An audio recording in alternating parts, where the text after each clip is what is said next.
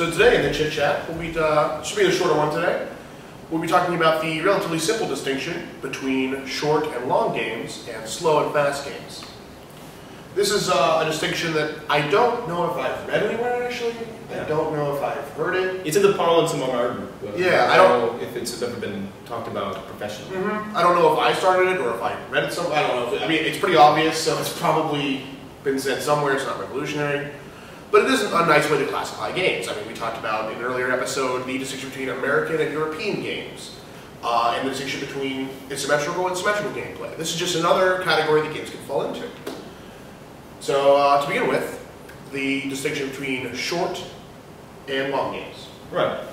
This is a pretty straightforward distinction based on how long temporally a game takes to play.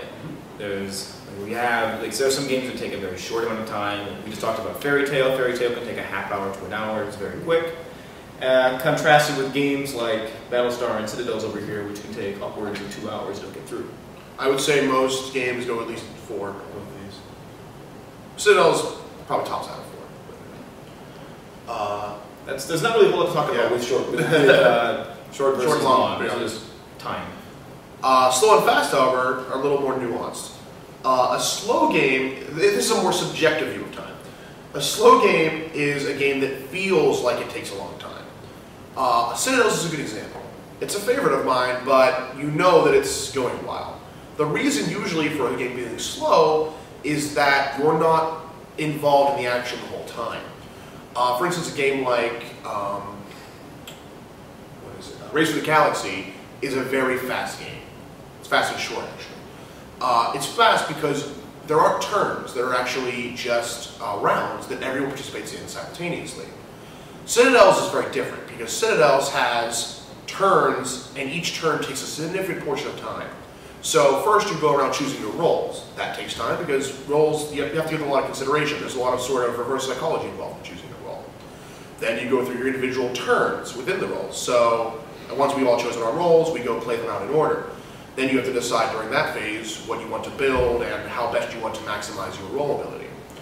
There's just a lot going on, and it's only, for instance, if you're playing a 7-player game of this, which is the cap, it's your turn 1/7 of the time.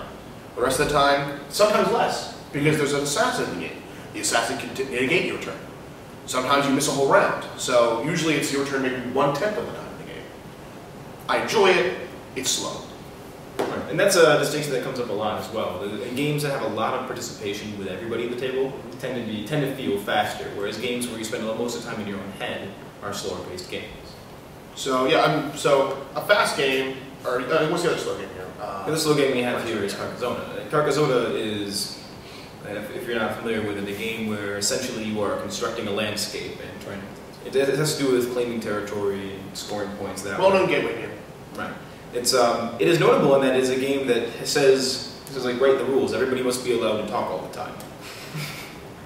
And despite this, it can feel pretty slow because ultimately, whatever input you have, it's still going to be whoever's turn it is. It's still going to be their turn. They're still going to spend a lot of time thinking about where to place their little workers, resource things.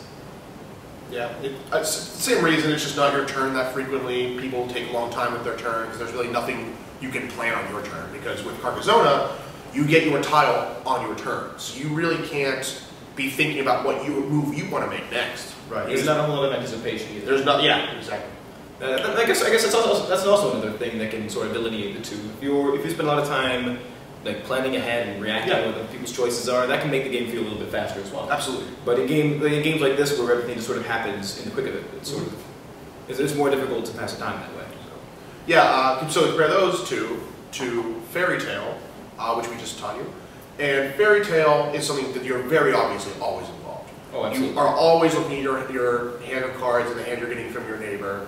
You're constantly about what you want to pass. You're just involved all the time. There's almost no downtime in it. Battlestar Galactica, while it is run in turns, so it does have the turn structure of the slower games, is actually fast, despite its often 4+ hour runtime.